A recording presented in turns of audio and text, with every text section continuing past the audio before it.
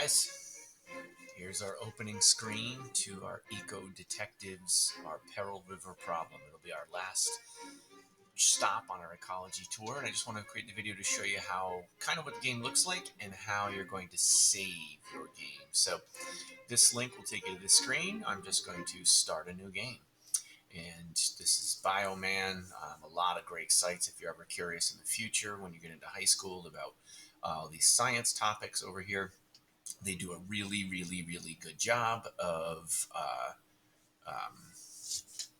covering a lot of different things. So just want to again show you how you are going to be able to uh,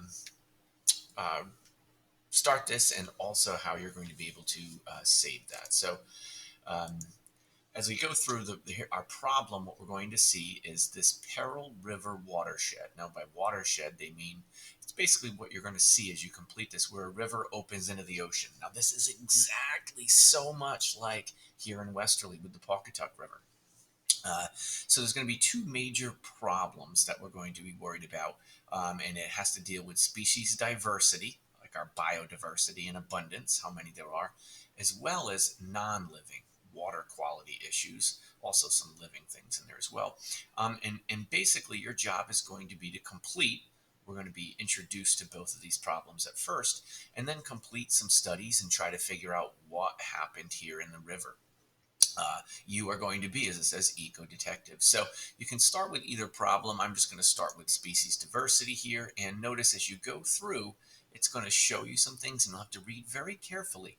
Species diversity, or biodiversity, is the number of different species in an area. We know this from our video, what we talked about. It'll always give you a little prompt, like click on the picture with the highest biodiversity. So in the ocean near Peril River in 1950, back in the day, and species observed in the ocean near Peril River in the present. So I'm thinking as a student, which one has, they asked me to click on the picture with the highest biodiversity. This one looks like it has greater number of different species. I'm going to click on that. And notice as I do, it'll tell me, hey, you're correct. Click on the arrow to move on. It's going to keep track of my score as I go through here. So there's a lot of different things you're going to have to read very carefully. It'll ask you to do. Now, once you complete a level, there's going to be several levels here. I'm just going to switch over to a different tab. It's going to ask you, I've just completed, I'm familiar, you can see I've got a 93 on my first introductory stuff. Click on the arrow to move below. It's going to go back to our main screen here. Now, we just reviewed the problem. If we're messed up, we can always go back and redo that. We're then going to have to go on and investigate the problem, run experiments, and we're also going to have to try to fix the problems and restore the ecosystem. So basically, it's a three-part activity. And you can always go back and repeat if you're not happy with your score, if you missed something. Now, here's the important part. Here's the really important part. How do you save this activity? And I want to show you guys how to do that. So I'm going to go down here to this score sheet where it says track your performance in the lab. You can print your score. You can return to the screen if you have to. I'm going to go to my score sheet because I'm a student here. I've completed an activity and I want to save that. So I'm on my score sheet and I'm going to type in my name, Bobby. Now you can see the score that you've got on the section. It'll break it down by skills as a scientist: reading, diagram comprehension, looking at stuff, analyzing tables and graphs. Graph creation I haven't had to do yet. Now my overall score is really low, but I'm not going to panic here because I haven't done the other two yet. So Ricky Bobby, I'm here. I've got to stop. I'm going to click on save my game.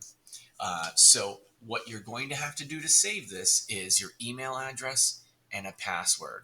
Write it down. So I'm going to go ahead and I'm going to put in my address, US, and my password. I would just put that in there. I'm not going to go ahead and do that. It'll check to see if the email and password is available. Then you can save it. Now, another thing that you're going to have to want to do here, I'm not really using that one. I'm going to go back here, is that when you're done, when I've completed all three levels and I'm satisfied with my score, and this will be in a day or two, and I want credit for this, submit score to your teacher.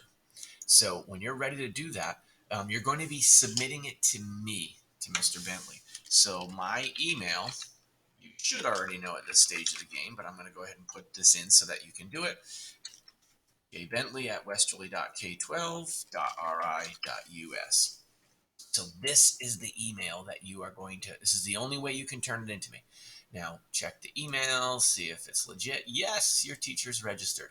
Please click on the continue button. So that is how you're going to turn in after you've completed all three sections. Once you solve the mystery, once you've figured out what is wrong with Peril River, excuse me, tongue twister. Once you've figured out how to solve that problem and how effective you are, and you're satisfied with your score on your score sheet, that is how you're going to turn that in. So that is our goal for the next several days. Like I said, we're going to go on here with this Peril River topic, and we're just going to try to solve, basically use all of our skills from ecology to solve what is wrong with the Peril River. Why is species diversity so messed up? What's wrong with the environment? Kind of like a murder mystery. Who done it? But there's a twist. We also are going to want to see, how do we fix this problem and get everything back to normal. That's the tricky part.